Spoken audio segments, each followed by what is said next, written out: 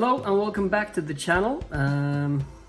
This time I got a message from Emil at Squidmar Miniatures, and he said that he was gonna go on Fiverr to get some painters to do an Imperial Fist, Space Marine, Intercessor, Primaris, Super Marine.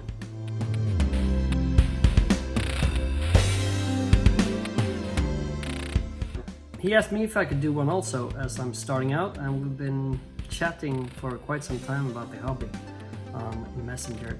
And of course I agreed, so I did paint one. And in this two-part video, I will let you know how. I tried to do it as fast as I could, but to a high standard, so I had 4 hours, according to Emil, cheap bastard. And I did it in 3 hours and 59 minutes, I think. But I did a boring base. He's gonna be complaining about that, but give me 4 hours and you get a boring base. That's what you get. Give me more time next time. Okay, hopefully you enjoy this, and let me know in the comments if you do, and if you have any suggestions as to what I will do in the future. And subscribe if you like it. Okay, let's go. I started by undercoating the base with lead belcher spray and the marine with Everland Sunset. Then I got my airbrush out and did a zenithal shade. First a layer of Vallejo wood air paint, and try to do that from 45 degrees below, and just being careful to hit the mini where I want it and not to get overspray on parts where I don't want shade. So just practice and get your aim right, and don't use too high pressure on the air compressor, and just set your airbrush to minimum flow here. I did a second shade with Vallejo Rust to get an even darker shade. Then I went back with some Vallejo Golden Yellow and did my first highlight with the airbrush.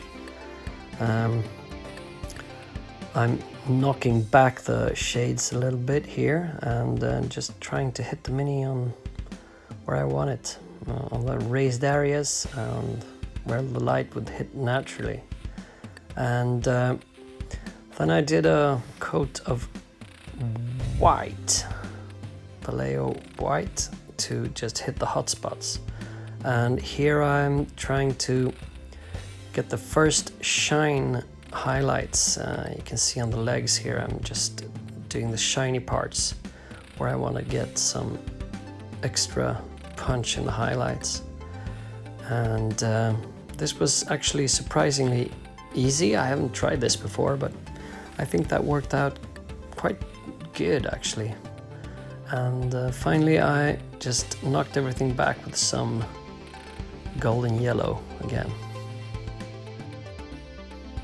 Onto the painting table, I started by giving everything a coat of contrast Untitled yellow paint to just give the yellow more punch and to really saturate the colors, so it doesn't look beige or orange. I want it to look really yellow. I like my Imperial Fists kind of bright yellow, but a natural tone to it.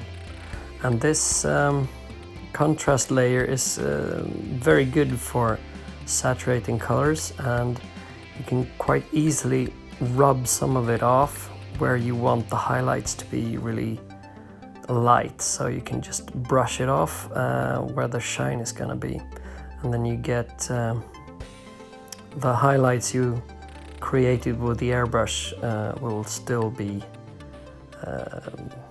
kind of visible, and you just need to punch them a little bit more with normal paint. Contrast paints are really good that way. They dry fast, but not so fast that you can't rub them off with your thumb, and that allows for some kind of great and subtle shades, and you get some nice transitions. Did some panel lining with contrast Gore Grunt of Fur, which is a good dark shade for yellow. Fortunately, my thumb got the got the focus from the camera there, but that was all I got. I'm sorry, sometimes my painting gets in the way of my filming. The good thing here with again using contrast paints is that you can rub off excess paint with your thumb, and it actually makes oil washing kind of obsolete sometimes. I really like this paint for just stuff like shading and washing and recess shading like this. It's really good in panel lining. Sometimes panel lining can be really boring, but if you do it on a kind of character model or display piece, it's kind of nice to just slowly do one miniature at a time and get it neat and right. But I mean, if you're gonna paint an army, this is too time consuming. You will never ever be finished. And I think oil washing is really the way to go if you're doing a lot of miniatures, or maybe try to get rid of this stage altogether if you can magically do that. I also used the Gore Grunt of Fur to paint the chest eagle and the rims of the shoulder pads. Since I'm gonna paint those red, I think it's a good base coat for that, and really has great coverage. So just needed one coat of this to get some shading done, and I think it did the job nicely. And I'm seeing more and more use for contrast paints as I go, actually. I don't think I'm overly positive, but I think it's really good. Then I did some more shading with Yanden yellow and Nasdrag yellow to get the yellow down to almost a brown hue, the lowest parts. And again, I use contrast paints undiluted, and it's a really good shading paint.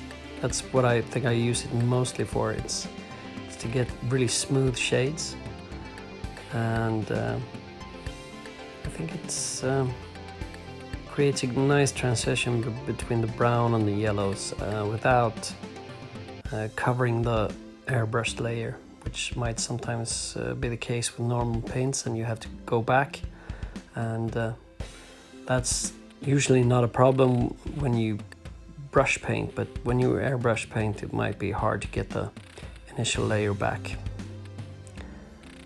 Time for some highlighting. I chose Dorn yellow, which is a really bright, almost white yellow, which is good paint for doing the edge highlighting and the shine highlighting of this armor pieces. And I just, as neatly as I could, went over all the edges and carefully painted some stark highlights all across the armor panels. And here it's just take your time and be neat. You don't want to get this paint where it shouldn't be, as you've done a lot of layers that will be hard to recreate if you paint over them. Fortunately, you can just remove this paint if you're quick with a damp dry brush. I do that sometimes when I make a mistake, and that's usually fixable if you do it quickly. But if the paint has dried, you can happen to rub off some of the base layers, and you don't want that happening. You Here I'm doing some dots on the extreme highlights, and on the leg armor I do kind of a stripe to simulate some shiny armor sheen. Unfortunately, once again, my thumb is hogging all the attention from the camera, but this was kind of the most demanding part of the video, and I just focused on painting and not on filming, unfortunately. I just diluted some Dorn Yellow also, and made some kind of a feathering effect over, so I bring the yellow highlight back a little bit into the base layer, and that works really good. I think glazing and feathering is really the way to go to get some smooth transitions. I know a lot of people like wet blending, but I've never gotten that to work. Then I went back with some Iyanden yellow contrast paints all over to bring the highlights back a little bit to the base layers. It works really well here, and you can see here that the yellow is really getting more and more vibrant with each layer of this paint, and the highlight still shines through. So I think that worked kind of nice. I like the result. It's a trick I learned from Darren Latham, once again, a master painter that has many great tutorials on YouTube. Check them out and you can learn some neat stuff. Finally, I went back with Dorn Yellow again and punched some of the highlights back in, and to getting these hot spots on the armor again. And this is where you get the really nice shine, and just simulating the light reflecting off the armor, which is it's a good look for Space Marines, especially character models or display pieces. I think it looks awesome if you get it right. Unfortunately, I think it looks better if all the models in the army have the same kind of sheen, because if you don't, it will look like they have different kinds of armor, and I don't think they do. So usually when I army paint, I don't do this stage. I just do line highlighting or edge highlighting. It's more consistent, and I think it looks okay. But when you try to do the extra mile and try to go the extra mile, it's nice to do these shine highlights that punch the model a little bit more. I think it looks nice.